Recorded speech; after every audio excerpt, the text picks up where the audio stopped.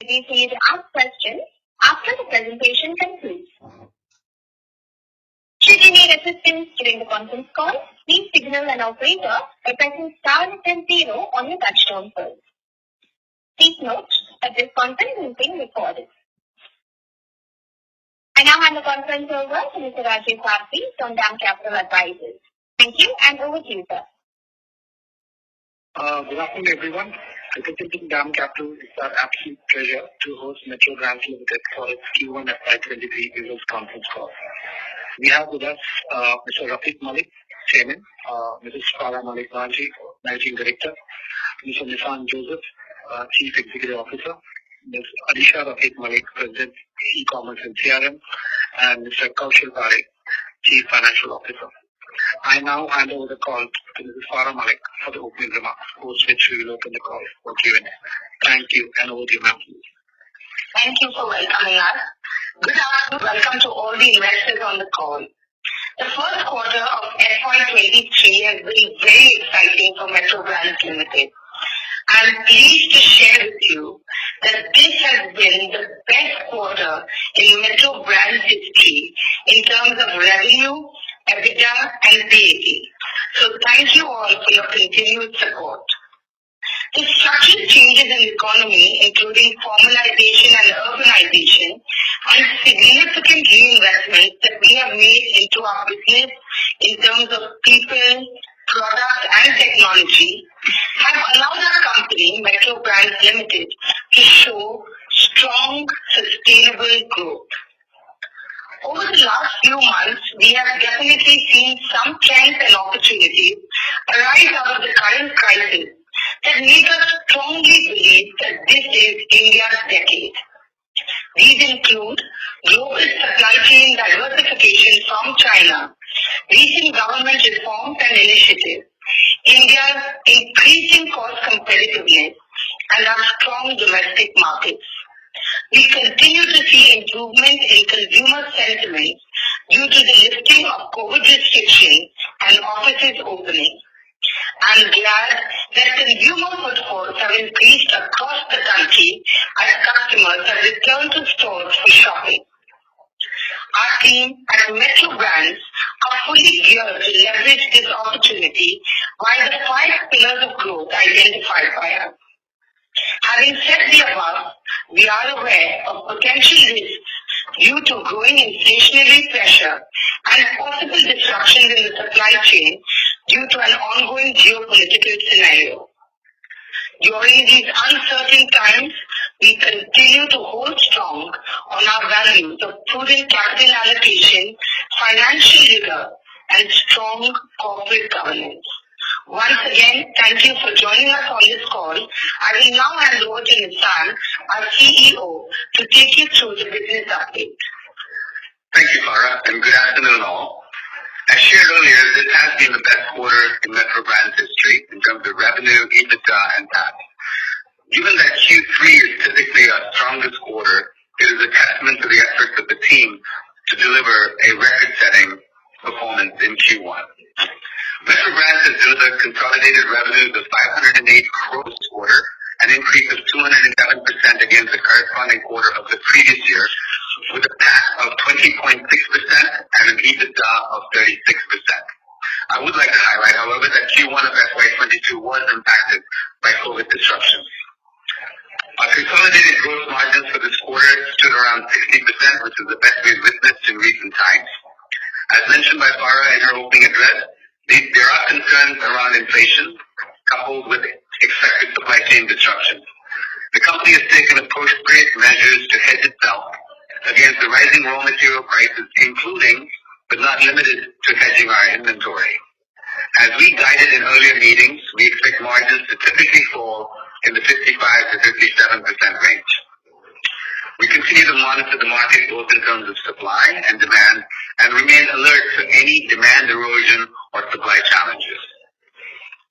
On the growth side, Metro is witnessing a strong growth in terms of volume and value across all our formats, all our tiers and regions, and our price points. Our growth momentum at the same time in e-commerce sales continues as e-com sales grew by 106% in this quarter as compared to Q1 FY22. We opened a net 20 stores in this quarter across all formats, and I reiterate our goal to open 260 new stores over the next 3 years. We anticipate demand to remain robust through the festival and wedding season, and it is exciting to see that offline retail is strong despite the growth of e-commerce at Metro Brands. With that, I will turn it over to our CFO, Kaushal Parekh, to take you through more details of Q1. Thank you, Nissan. Good afternoon, everyone, and welcome to Q1 earnings call of Metro Brands Limited. As you all know, first quarter of last 2 financial years were impacted by COVID. However, we started this financial year on an exciting note. Pickup in customer sentiment, which began from mid of last year, continued in Q1 FY23, and then helped us register our best quarter ever in terms of quarterly sales, EBITDA and PAT. Let me now start with a quick snapshot of financial performance of MBL, starting with revenues. On a year-on-year basis, Q1 FY23 revenue was up by 287%. Even if you compare it with pre-COVID level, that is with Q1 FY20, our revenue was up by 63%. Growth in our e-commerce sales channel continues, with e-commerce revenue up by 106% over last year. Moving on to gross margins, at a consolidated level for Q1 FY23, we delivered strongest ever gross margins of 59.7%. We achieved higher margins, gross margins primarily due to low contribution of discounted sales and improvement in overall sales mix. This improvement was also due to effective inventory build-up, as Nissan mentioned, which we use as one of the tools to hedge against the expected price rise. For the full financial year, we expect our gross margins to normalize back to our historical levels, or maybe slightly higher in the range of 55 to 57 odd %. Lastly, moving on to EBITDA and PAT, in Q1 FY23, we delivered strong EBITDA margin of 36% and PAT margin of 20.8%. With this, I conclude my financial summary. We are now open to Q&A. Thank you very much. We will now begin the question and answer session. Anyone who wishes to ask a question may press star and 1 on the touchtone telephone. If you wish to remove yourself from the question queue, you may press star and 2. Participants are requested to use handsets while asking a question. Anyone who would like to ask a question, please press star and 1 at this time. Ladies and gentlemen, we will wait for a moment while the question queue assembles.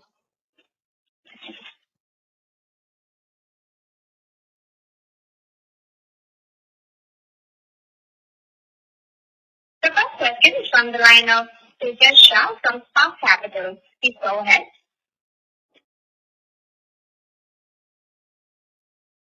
Tejas Shah from Spark Capital, your line has been unmuted. Please go ahead with your question. Yes, can you hear me? Hello? Yes, we can hear you, but please come on the handset mode. I think you are on speaker, so the audio is not very clear. Yeah, thanks. Yeah. Hi, thanks for the opportunity and congrats on very good set of numbers. Just 3 questions from my side. First of all, the demand scenario looks very, very good, at least on the numbers. Just wanted to get some sense on your read on the demand drivers. Are there a lot of pent-up element and wedding related tailwinds which we are seeing in the quarter numbers, or this demand momentum is sustainable as we enter into Q2 and the rest of the year? Thanks for your question. I think the way I would answer that is we're seeing demand across all formats, all tiers of cities, and all our categories of products that we sell. That would indicate that the demand is pretty robust. We don't see this as necessarily being pent-up demand when you try to look at the fact that Q3 we posted our best quarter ever last year, best quarter ever in the history of Metro Brands, and then you turn around again in Q1 and do it. It definitely is impacted by the fact that we had no COVID closures at all. But overall, we don't see it as a diminishing demand. going forward. This wedding season, this festive season looks as promising and as much of a celebration, provided there are no surprises or closures. But overall, the demand remains robust. Sure. And there's one interesting comment made on your presentation that there was adequate inventory which helped us to avoid any loss of sales. So is it that because of our prudent stocking policy, we would have gained market share and some competitors would have lost market share because of them going going out of stock, or is this a very general comment to extrapolate? Yeah. What we did, and I can't speak to what our competitors did or didn't do, what we did was ensure that we anticipated not only short-term supply disruptions, but also protracted, challenging times for our supply chain. So we took a decision at that time to hedge our inventory and to forward buy more than we normally would, more than what we would consider a good inventory operating number, which has come to pay off itself. The fact that we were able to generate the high margins that we did shows that not only were we able to pick the right product to hedge our inventory in, but we were also able to meet consumer demand in that space. And then we also you want to stick to reducing payments? We also, Tejas, this is going back 6 to 9 months, when we were expecting the supply chain disruptions to happen. We sort of decided to pay our vendors slightly earlier, and just make sure that we get adequate clarity in terms of whatever orders that we place, and we get our orders on time. And I think that has worked well for us. Understood. And if you can help with price increases that you would have taken, and if you can share 3-year CAGR SSG if it's possible. So, Tejas, price increases, if you correlate that with our ASPs, we have seen highest increase over last 3.5 years come in last 6 to 9 months. So if I compare for current quarter versus last year, our average ASP increase is about 7%. And if I were to extrapolate it to last 3 years CAGR, it would be in the range of 12 to 14% for 3.5 years taken together. So if I compare, say, FY19 ASP versus now, overall growth would be somewhere around 13 to 15%. Obviously, this has an element of mix as well. Sure. And last one on store expansion plan. So looking at the robust demand that we are witnessing, would you like to accelerate our growth in store expansion plan or kind of prepone it, or you believe that the current run rate is actually keeping in line volatility which will come in between? Well, it's neither. What we try to do is maintain our financial discipline and operational rigor as we open stores. It is not about being opportunistic as a company. We are very, very planned and thoughtful, just in how we go about our store openings. Having said that, looking at our numbers, what I can leave you with is that we are absolutely confident that we will meet or exceed our goal that we set forth in RHC very confidently. But, we as a company tend to be very, very measured in how we do things. We have deep financial discipline as reflected in our numbers, so you're not going to see a spike and then crater. We would rather keep a very steady, reliable growth pattern going for the company, and thereby also securing, value and safety for our shareholders. Great. This is very helpful, and thanks and all the best to the team. Thanks. Thank you. The next question is from the line of Vinayak Mohta from Stallion Assets. Please go ahead. Hi, good evening. Congratulations on a great set of numbers. The first question I have regarding, the margins, you said that it will fall back to the 55 to 56% range. But I think this quarter, the margins are higher wages on the back of lower discount and product mix. So, just trying to understand what would lead to the gross margin coming down. Will it be relatively higher discounts, or would it be the product mix, shifting back to the normalized range? If you could just help us understand what is this product mix that is aiding the margins in a positive way that you expect to come back, or is there some other reason? Because I believe that raw materials could also be at a relative higher end right now, given your hedging and everything. So how will the positive impact of the raw material prices coming down aid to negative margin? So just trying to add up these positives and negatives together. Thanks, Vinayak. Thanks for asking this question. As you're aware, in our industry, we have two reduction sales, two end of season sales as we call it. One is in the quarter two, generally starting around July and August, and second in in the last quarter, it starts around Jan and Feb. Okay, so this quarter, this was in fact a quarter where we did not have, or we rather had very, very small amount of discounted sales or USS sales. Hence, we're seeing a very strong margin. As we move to next quarter, we'll see some normalization happening on account of, USS sales and that impact coming on to gross margins. See, historically, if you see, we have maintained discounted sales, products which are sold on discount in the range of 7 to 9%. We are pretty confident that it would remain in that range, but due to normalization and due to this USS discount, gross margins would sort of get normalized.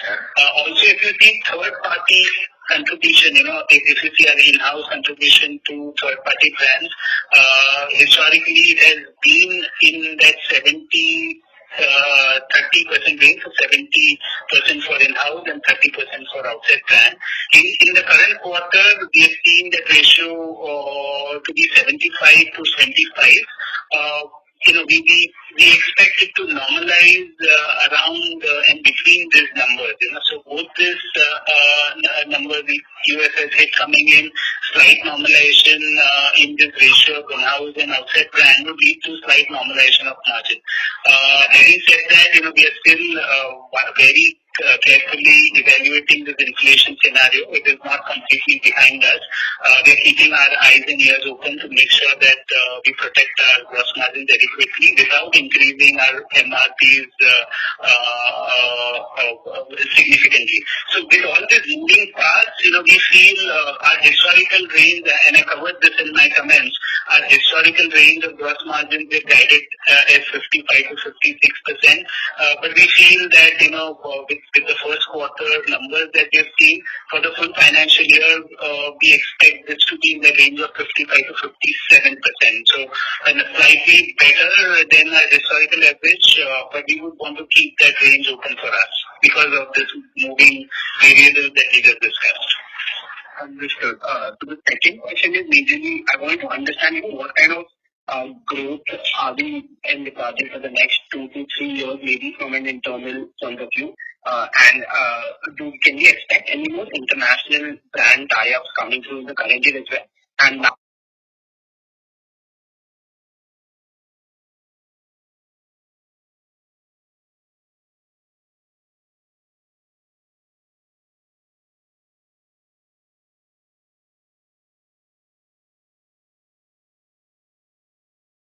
over the last 10 years of 18%. Our profits have kept up the same. So I think going forward, we'd be safe to say that would be a good benchmark. And of course, if there's ups that come in the market, we're well poised to take advantage of that, right? So that's the first point. As far as external brands, it has been identified as one of our pillars of growth that we will continue to evaluate and add brands that make sense to our portfolio. We're very keen that we add brands that add value to the customer journey in our stores. Everything we do is customer backwards. So we're not going to add a brand for the sake of adding a brand. We're going to be very choosy. We're going to be very selective in how we add brands from a global portfolio. Good evidence of that is when you look at the two brands that we do have, a Crocs and FitFlop. They're definitely unique brands in the market and command a certain consumer that we know is impossible to get otherwise. So that will continue to happen. We will continue to evaluate global brands as we go forward. We did announce that we formed a partnership with a Canadian brand called Ion that we're introducing here in the next few months. We've already started the introduction. And these are brands that we incubate. Some of these brands are big the day we bring them in. Some of them take a few years to incubate, and we're okay with that if it brings something unique to our customers. So that's the second point. The third point is, we're quite pleased with the performance of our Fifth Club store that we opened in Express Avenue in Chennai, and we believe that our earlier direction that we will open 5 stores in the next 9 to 12 months is something that we can and will execute towards. The 260 number that I mentioned earlier on does not include the club stores, so this would be an addition to the 260.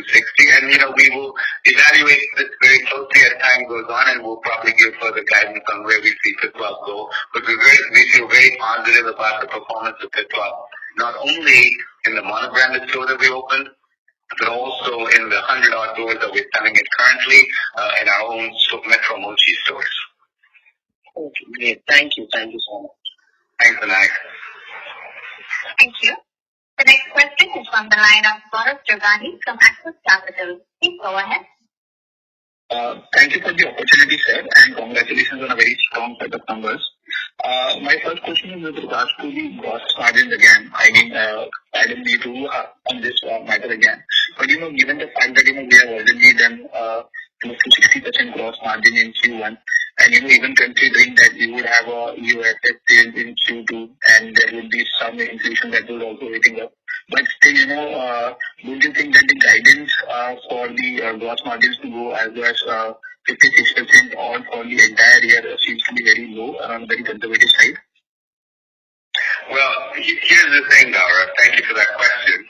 Here's the thing that you need to know. We're very financially disciplined as a company, right? And one of the things we maintain and often, we're one of the few companies that seldom does a stock write-up, if ever. And the reason we're able to do that is we will ensure that the product is sold in a season or within a realm of seasons, within 2 or 3 seasons, so we don't have to carry it forward and write it off at some point. As I mentioned before, we've hedged some of our inventory.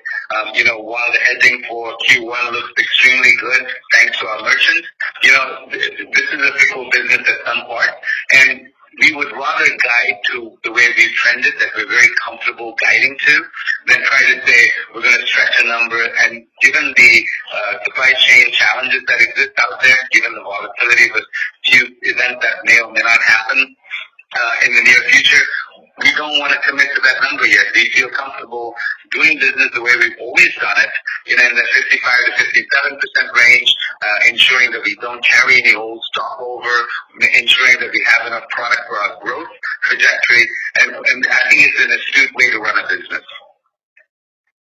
Sure. So just to follow up on this, if you see the contribution from the products that are priced above 3,000 and above, they have seen a steady increase in, the contribution, and now they contribute roughly about 43%.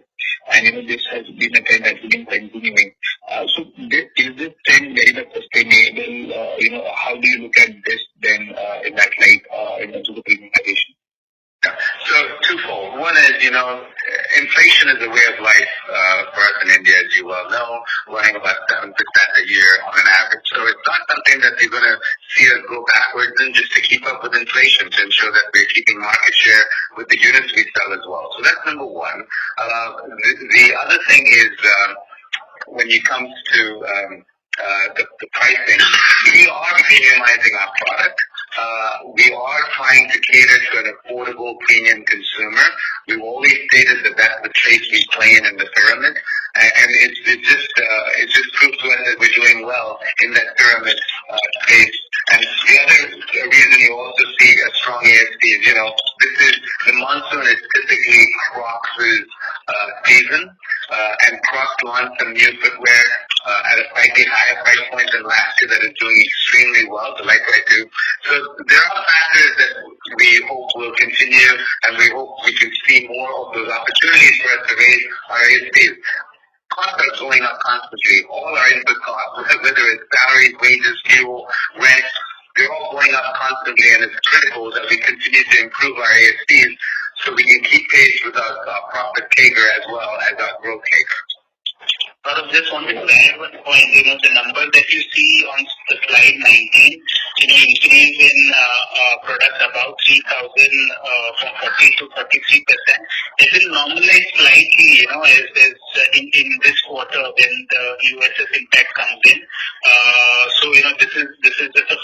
quarter where we don't see any discounts. So it would slightly come back to the numbers for full year that we saw in last year. So about say 40% for products above 3,000. Okay, sure. And just one last question from my end is in terms of, the other expenses line item. So if you see, while the revenues are up about, say, 5% odd versus Q3 FY22, however, the other expenses line item, is actually lower in the totality. So is there anything, that you need to call out, or is just the cost savings that we see there? So it's a combination, Gaurav. As you would know, the other expense would have some expense which are variable in nature and some which are semi-variable, some which are fully fixed.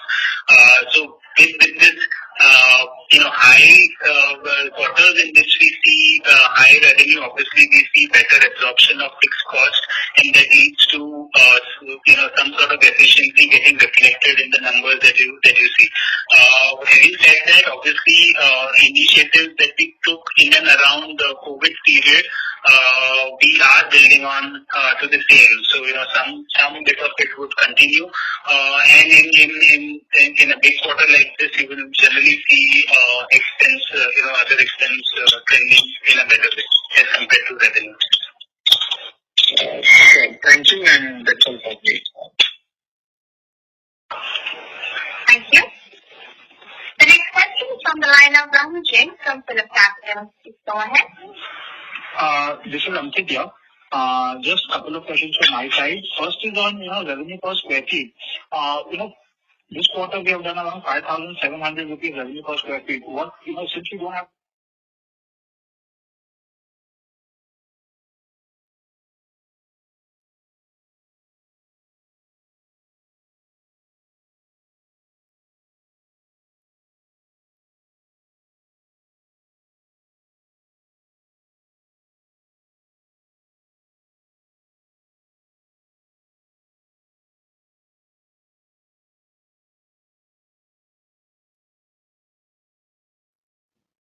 pre-COVID numbers, should we annualize this number going forward? How is the seasonality in the business, we should look at, revenue per square feet? Ankit, let me answer that question. If you see seasonality-wise, Q1 generally is about 25% of the full year revenue. Quarter 2 is slightly lower than 25%. Quarter 3 is by far the biggest, around 27 to 28%.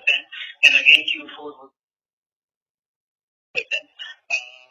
so, as we said, we have shown our historical sales per square feet in FY20. That was around 17,500.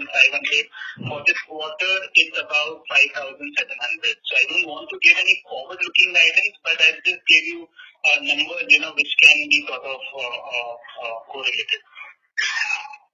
Sure. My second question is regarding Walkway. We have seen the steepest price increase in Walkway, which is a value fashion brand. How is the customer response for Walkway? Are we seeing the growth in Walkway, equal to the company average growth, or there are some pain points in Walkway today? So part of that price increase is driven by the fact that we had the GST increases, right, from 5% to 12% in goods under 1,000 rupees. Fortunately, as Metro Brands, we had roughly about only 13% of our inventory at the time the GST was implemented in that price range. Walkway obviously had a substantially higher sum. We've been able to increase pricing in Walkway really well. They have performed extremely well across the cities they operate in. If there was anywhere they did not do as well, it was probably the tier 1 cities. They did well, but not as well.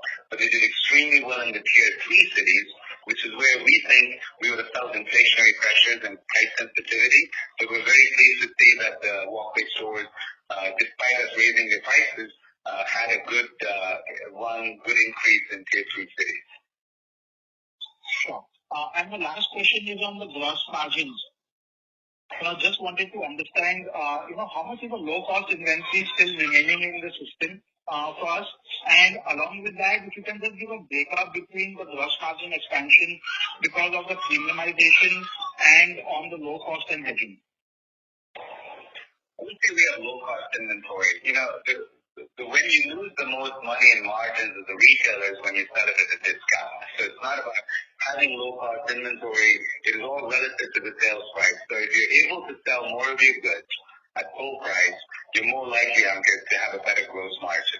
As Kausha mentioned earlier on, Q1, we hardly see any discount. Q2, we run into a new end of season sale. So the gross margin improvements that you see are not because we have low cost inventory. Having said that though, we do have hedged inventory for the future at the same rate that we plan on running our business. A lot of it will be dependent on if the consumer responds to it.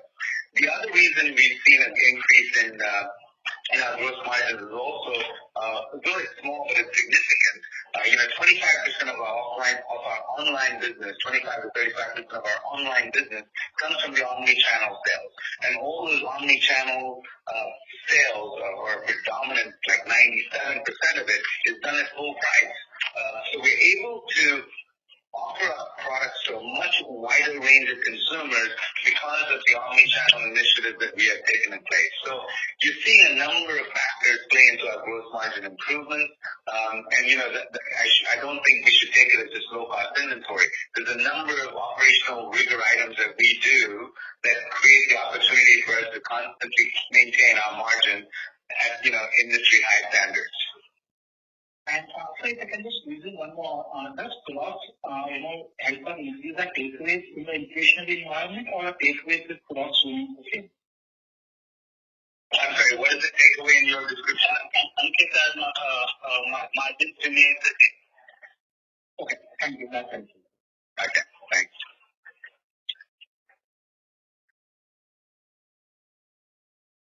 Thank you. The next question is on the line of Nikunj Gala from Sundaram AMC. Please go ahead.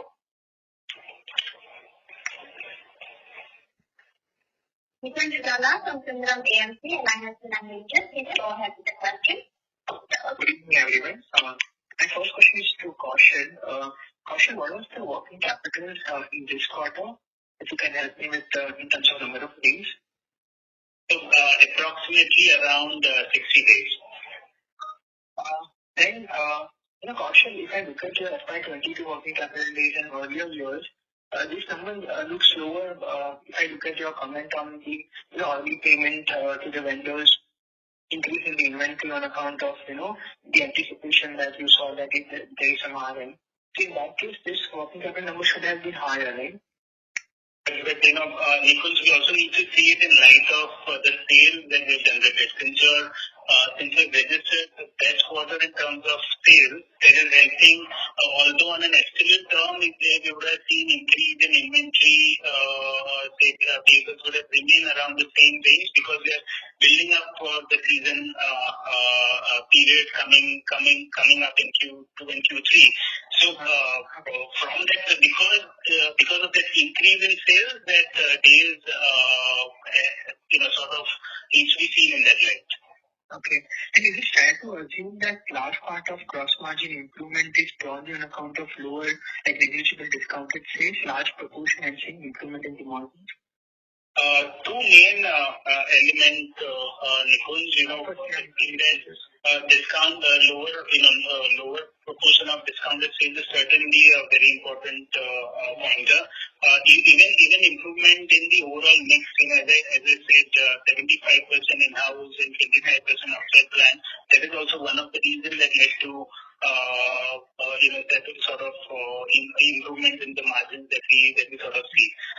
Also, as Nissan mentioned in a slide, the inventory built up.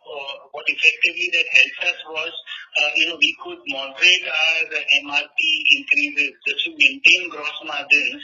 We were not supposed to take aggressive or say higher price rise. And if you see our ASP, they've increased by around 7 to 8%, which is predominantly on account of that inventory hedging that worked for us.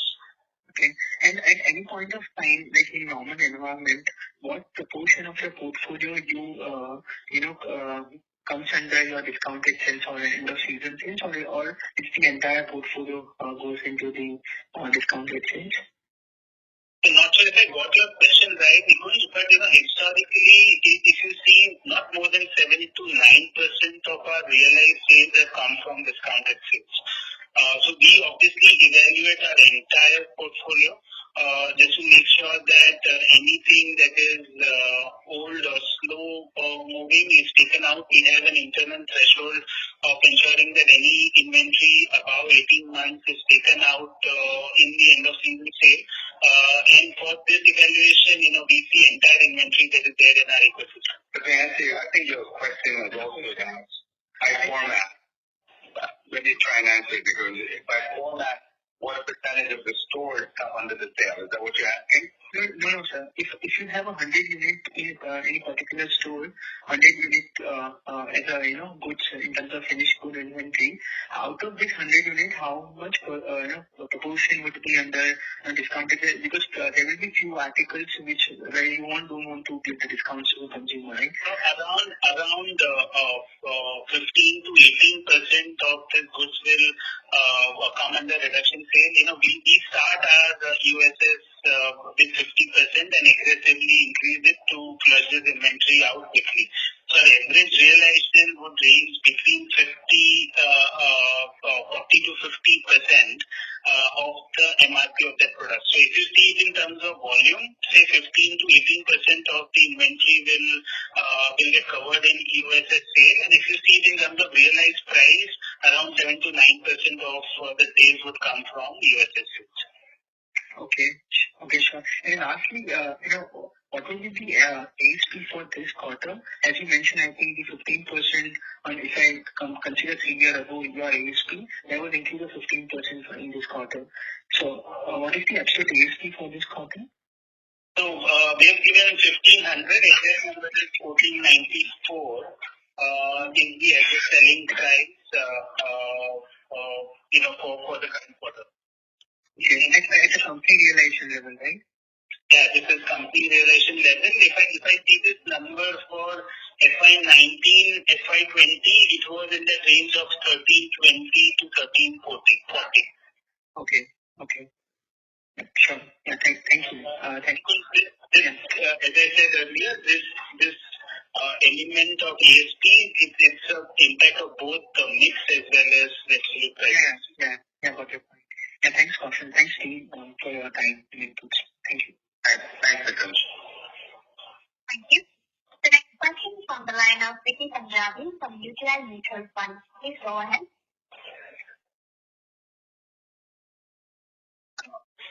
Hello. Thanks for taking my question. Just one of the aspects that I was trying to understand here was the sharp increase in revenue per store, which if I analyze for the quarter, it looks like greater than 3 crores, which was I think around 2.7 crores previously. I mean, one of the aspects I just found interesting was that the mix has changed a lot. I mean, if I compare to 2019, FY19 versus FY22, the unisex and the accessories, and they have moved from 6 to 9% and 9 to 10%, and now 9 to 11% in this quarter. Is there anything related to addition of categories or changing assortment that's really helping revenue throughputs in stores, and how sustainable are these throughputs? Yeah, so one of the things that we see with the unisex growing is most of our product falls underneath the unisex range, and Crocs has done a very good job growing their unisex range, both in their mono-branded EBO stores, but also in our Metro Mochi stores, right? So we carry Crocs in, almost 300 of our Metro Mochi stores. So anytime you see a category get focused and do well, that impacts 300 of your mono-branded stores, 300 of your multi-brand stores, and 180 odd mono-branded stores, it is going to shift the needle. Right? From where we sit today, that Crocs has remained committed to growing their e-commerce, to growing their unisex business. So we don't see any reason why you should see any significant shift from that category split. Sure. Okay, and secondly, just on to that, Crocs, the number two expansion, I think, in Crocs in this quarter was a little weaker at 3. I mean, the expectations was much sharper. Is this just a quarterly phenomenon of phasing, or are we seeing some kind of moderation in terms of store openings for Crocs? No, so I think what you're seeing is we had massive focus and expansion in Crocs in the last 3 years. I think what is really exciting about our 20-store growth in this quarter is that it's across all formats, as opposed to being focused on any singular format. All the formats that we carry today have legs to grow in India. All the formats that we carry today are profitable and have opportunities to grow across many tiers. So we're not looking at opening just one of those concepts and growing it. We're looking at opening all of them. So the way I would see it is not a lack of focus on Crocs. I would see it as we're being focused on growing our Metro Mochi walkway stores as well. And as you know, we opened up a new flip-flop store last quarter too. Okay, sure, thanks. Okay, just lastly on this flip-flop. I wanted to understand how, when I look at the variety, of course, in fashion element it could be very different, but it looks more on the comfort range like Crocs. So how different could be the opportunity for flip-flop versus Crocs, and can this also scale up to that kind of service? I think the opportunity is very different in the sense that, one is average of 7,000 rupees for footwear, whereas Crocs average is closer to 35 to 4. So that's two different price points that you're speaking to. Flip-flop has a huge market share in women, but in certain markets also very strong in men, whereas Crocs is more across the board.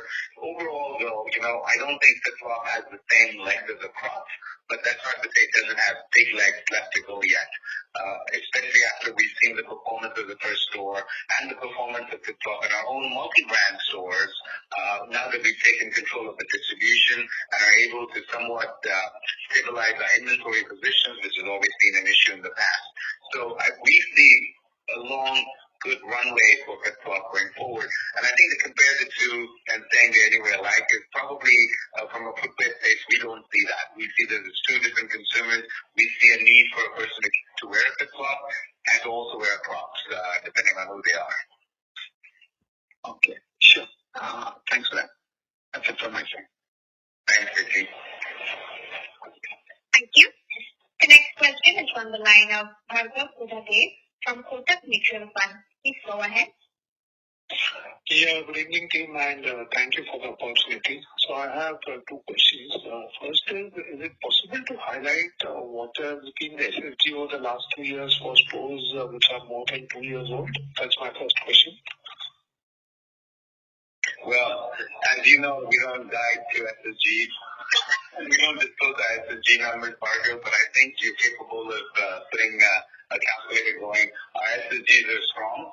And let me reiterate and answer your question this way. We have not seen a decline of growth outside of what we would expect from any aging of stores. Having said that, we expect our stores 2 years and older to grow at a slightly lower pace than our stores that are, let's say, just a year and a half old. That's normal in retail. As stores open up, they start to hit a certain velocity, then they grow and grow for a couple of years, and then, of course, the comp stores slow down a little bit. All of that has been actually been beyond our expectations because, this quarter was quite spectacular. But nothing has stood out as causing a concern from an aging of stores and their performance. Okay. The second question is how much of the management bandwidth is spent on achieving success for the Walkway brand, given that the DNA for success herein is very different from the other brands where Metro is strong? You're absolutely correct. Walkway is a different business, which is why we have been not as quick to grow. Having said that, it is not a matter of bandwidth. It is a matter of two things. One is finding the formula for it that's appropriate and works well, and the geographies where it might do really well. That's number one.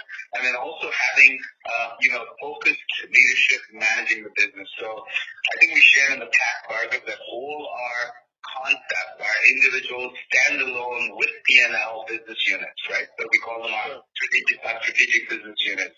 The question really comes down to, do we have the resources in the SBU leadership to manage that business? And today we feel very confident about that leadership, being able to take that and grow that chain. But like everything Metro does, we're not going to rush and do things. We believe that Walkway is showing some very good ROC numbers, and it's going to be a slightly different game than a Metro Mochi, absolutely.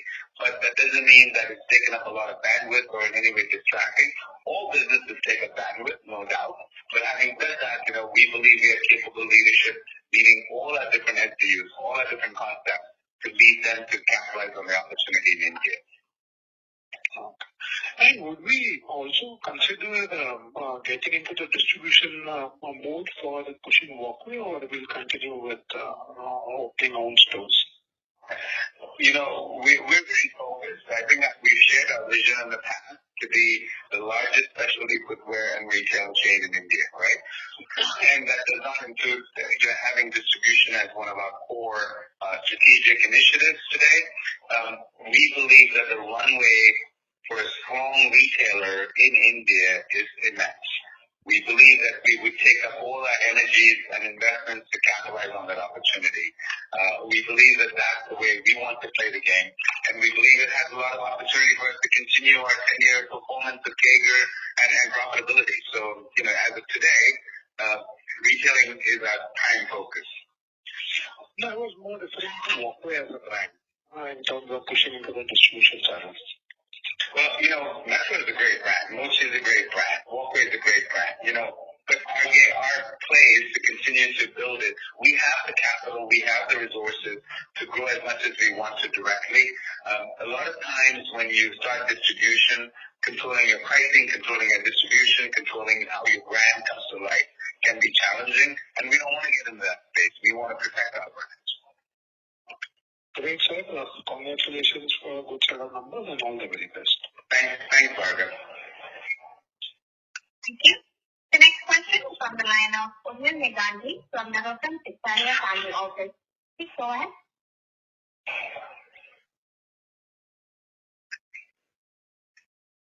Urmil Negandhi, your line is unmuted. Please go ahead with your question. Thanks. My question has been answered. Thank you. The next question is from the line of Gopal Navandhan from SBI Life Insurance. Please go ahead. Yeah, thanks a lot for the opportunity, sir. I wanted to understand what is the frequency for repricing for our contract vendors in terms of their conversion charges and the pass-through of raw material? In the footwear business, Gopal, we're constantly iterating and evolving our product, right? So it's not a matter of how many times do they have a chance to reprice the goods. Every time we design a new collection, that has its own set of input costs that we evaluate. And when we get those input costs, we see if the multiplier of margin makes that price point meaningful and attractive to our consumer that we believe we totally understand. And if it does, then we go ahead with the product. If it doesn't, we see if we can re-engineer the product to meet those price points without in any way diminishing the quality or the premiumness of that product. So there's multiple factors that go in.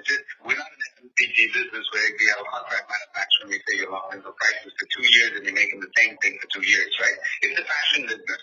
And it's understanding the input, the cost as we go to design products, as we go to develop products, as we also deciding what is that fashion going to play out as in the coming quarter. So, to answer the question, it's not a contract manufacturing set pricing at any given point. The other thing is we have close relationships with our suppliers, right? If in case there was a raw material price hike right in between sourcing it, of course we would work with them to see how we could mitigate that for them, how we could take other costs out of the production to maintain a price that we think is good for our consumers. And that's why we don't see much demand erosion as we change our pricing. Okay, so when we say that we have planned our inventory well, or we have worked ahead of, because of volatility on the pricing side, what do we mean? Do we mean on the raw material side, or we are saying about the finished goods inventory we have procured ahead? On the finished goods, that's reflected on our inventory holdings that we shared. It is on the finished goods side. Okay. Second question was on employee cost. We have seen only sequential increase of 12%, and whereas the sales are up 20% plus. So what I understand is there are some incentives also which are based on the sales. So we did not see corresponding impact of those in the employee cost. Is there any change in the incentive structure or reclassification of heads between employee cost and other expenses? Gopal, a portion of our variable commission that we pay to the sales team also goes into the other expense, where you would see that increase going up.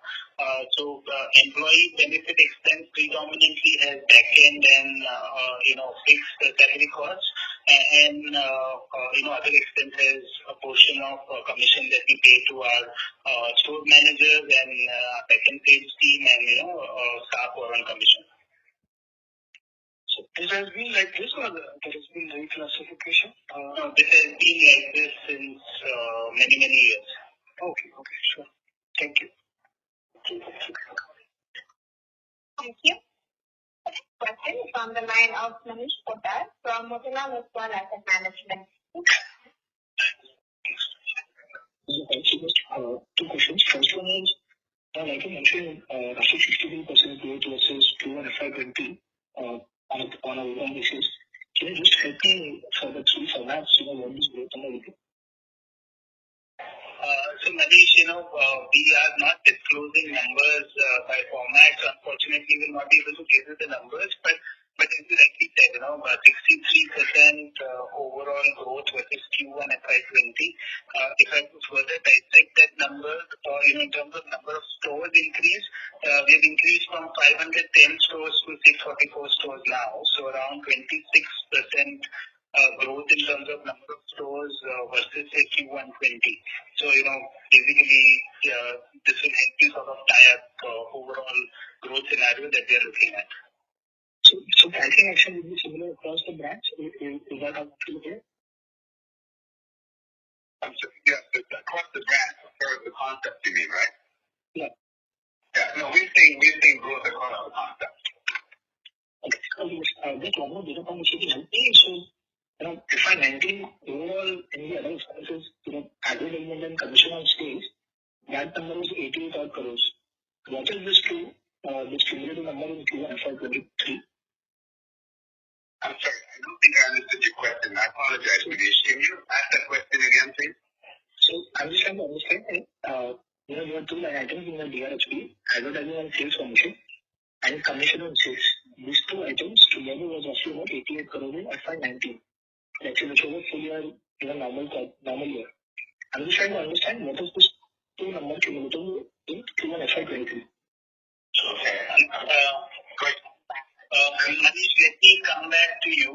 We don't have FY19 numbers handy, but if you are in the queue, we'll come back to you after we answer the question.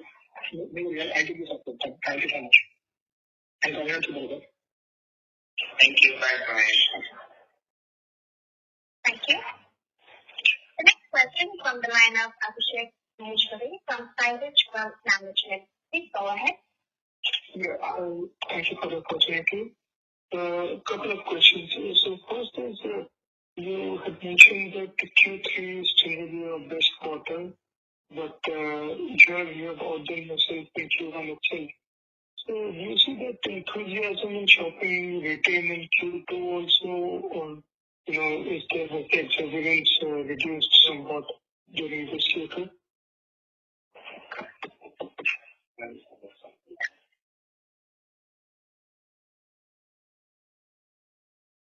So sorry, your question, Abhishek, is about future growth, right? And because Q1 is typically not as strong as Q3, is that Right. So I was just generally asking that this is the new normal sort of thing, or do you expect exuberance to reduce in Q3 and Q2 somewhat? so? I understand. Sorry, I apologize. I wasn't able to understand your question the first time around.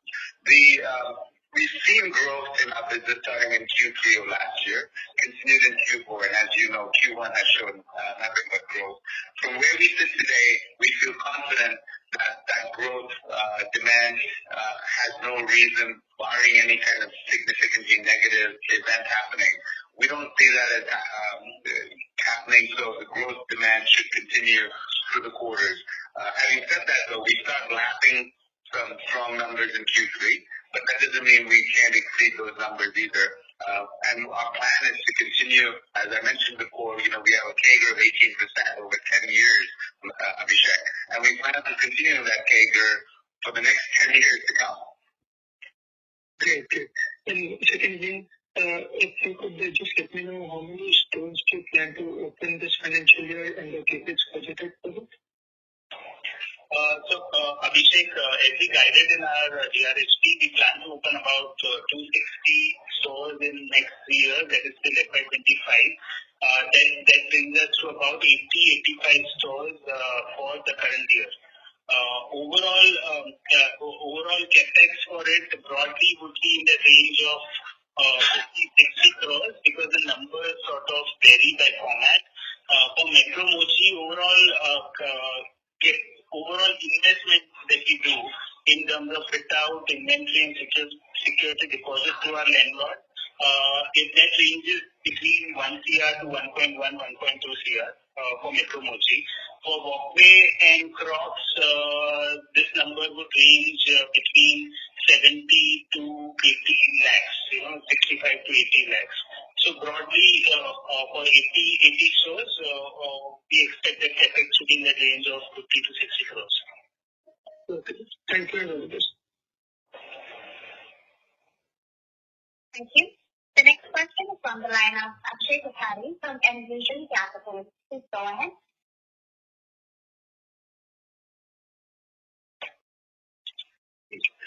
Akshay Kothari from Envision Capital, your line has been unmuted.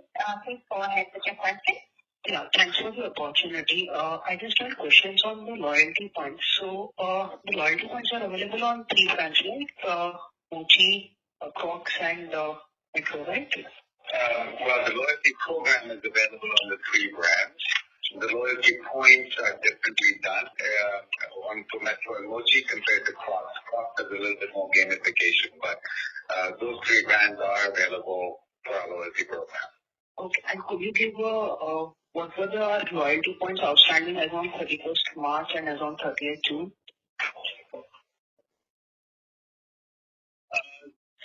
So this is total loyalty, you are saying absolute amount of loyalty points? Yeah. It's in the range of around 40 to 50 CR. Closing points. Obviously, redemption that we see out of that is factored as per the applicable index, and that is shown as deferred revenue, which is reduced from the revenue. Okay, so ideally we have done much revenue. Only thing is, as per Index 115, we have accounted for it. We will be doing it later. So as required by Index, what it says is based on your historical redemption trend, you need to make a deferred revenue provision which gets reduced from sales. This Index was implemented 4-5 years back, and we have been accounting it as required by Index. Okay, so what will be our redemption rate? Around 50%? Because we are given 53%, that would be it? So 53% is the total contribution of out of our total sales, sales which are done to loyalty, our loyal members. So that is that number. That that would be net of the discount that they burn to make that sale. Okay, but what I'm asking is, out of 40-50 crore, how many of them would go unredeemed as per your Index predictions? Broadly, if you see a redemption rate, it would be in that range of 15 to 18%. Okay, that's good. And it is provided for as per the requirement of Index. Okay. Yeah, that's it from my side. Thanks a lot and all the best. Thank you. Thank you. The next question is from the line of Sabyasachi Mukherjee from Centrum PMS. Please go ahead. Yeah, hi. Thanks for the opportunity. Congratulations on a very strong set of numbers.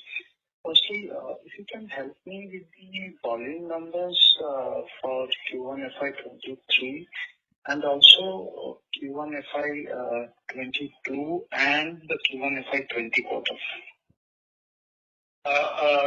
Actually, we have not disclosed our volume numbers, but I can just broadly tell you our monthly overall volume is about 10 lakh units month on month. So, we're not given numbers for historical periods. Unfortunately, I will not be able to share further details on this. We've given address to concall, so broadly lead you to the number. Okay. So 1494 is the ASP you quoted for Q1 FY23. Derived number, volume number is somewhere around 3.4 million. Okay, I got it. 10 lakh units per month. Secondly, we have closed down, shut down 5 stores this quarter. Reason behind it, and do we expect more closing or shutdown of stores in coming quarters? We're constantly evaluating all our stores. Here are some of the reasons we close stores. If a store is underperforming and we figure there's no way it can be profitable, we have a lot of reasons to close it, and we'll move on. But let me point out to you that out of the 5 stores that we closed, 3 were actually relocations. So we feel good about the business, that we want to relocate it to a better location and expand our stores. In net, the true closures in that number is only 2. So if you look at it, for a 640 store chain, 2 stores closing a quarter is just normal business because, malls die, high streets die, traffic shifts, cities change. So that happens a lot. I'm sorry, but the FY22 end store count number was 624. And if there is a net closure of only 2 stores and you added 25, then how can we... We relocated 3 stores, right? So out of the 5 closures, 3 were relocated. So they're counting as new stores. We count them as a closed store. The minute we relocate a store, the old store closed. Those are not closing stores, and there's a new store open. So 5 are closed, but 3 of the 5 that closed were actually relocated to new spots. Okay. I got that. Last question. On the slide that you have presented, that we have been increasing our presence in tier 2, 3 cities. There I can see that the store count contribution has been kind of going down for metro cities and has been going up for tier 2, 3 cities. But if I look at the revenue contribution, which is mapped just beside the number of store count contribution, I see that the tier 2, 3 contribution is lower than a metro store contribution, which means the throughput of a tier 2, 3 cities, of course, lower than a similar metro or tier 1 store. So how does the store economics stack up for a metro tier 1 store vis-a-vis a tier 3 store? We are correct. Obviously, throughput in tier 2, 3 would be slightly lower as compared to what you see in metro cities, prime metro cities like Mumbai, Delhi, and others. However, what we do is evaluate any store from overall store profitability and store ROC point of view. When we move to tier 2, 3 towns, obviously, as you know, rentals and all other expenses are significantly lower when compared to, say, metro cities.